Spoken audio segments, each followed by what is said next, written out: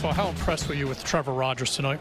I was really happy for Trevor, and I was really happy for the Baltimore Orioles, watching him pitch. Just kind of everything that's surrounding him, and watching him maybe struggle a little bit last year when we got him, and just kind of some of the flack that the organization got for it. We just saw a guy that looked pretty good to me. I mean, it was 95, 96 with a changeup and a slider at times. He made a pretty good lineup, some pretty good hitters over there. Look a little bit uncomfortable. So all in all, really incredible for Trevor and the Baltimore Orioles tonight. Were you surprised that you got that much out of him? Were you expecting maybe to get maybe 5 out of him?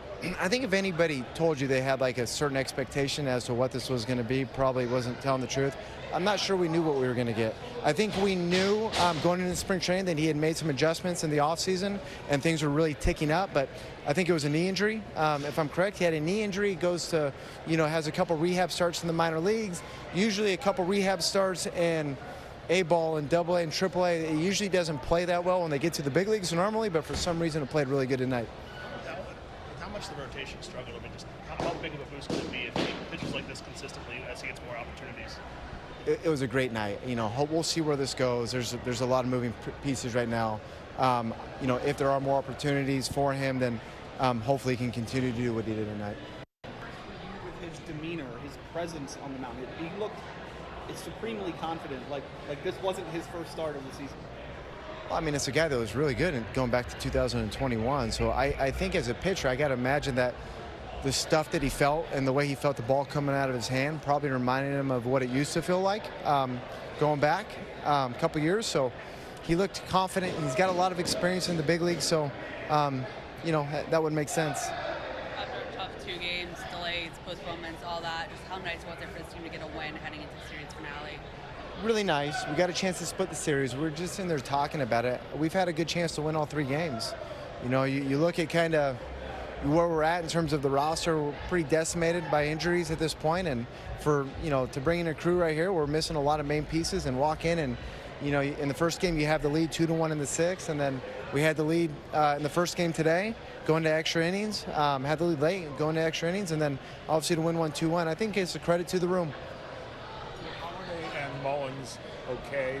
Just a day off? They're fine. We're just going over the course of the season. There's little knick-knack things that kind of happen. We were doing the best we could to stay away from them. They were both available to go in the game, but I was trying to do right by them. How scary was it to see Jorge go over the wall there in center field, and how nice was it to see him make a sliding catch to end the game?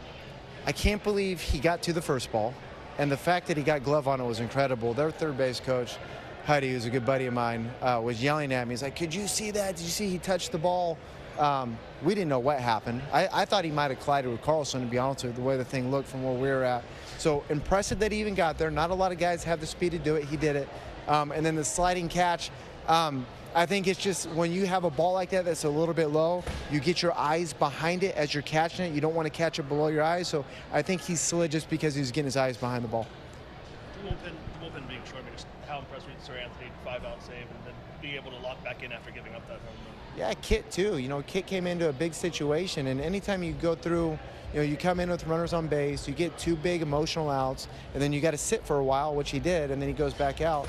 It's a little bit of an emotional letdown. So he goes out, he gets us, I think it was first and second, 1 out at that point. Then Sir Anthony comes in, does an incredible job. We told Sir Anthony going out in the 9th, it was his game. We didn't necessarily have a whole lot of people down there, and we were going to give it to him one way or another. It would have been an unusual move to walk Devers in the 8th to put the go-ahead run on second base, but did it cross your mind at all after?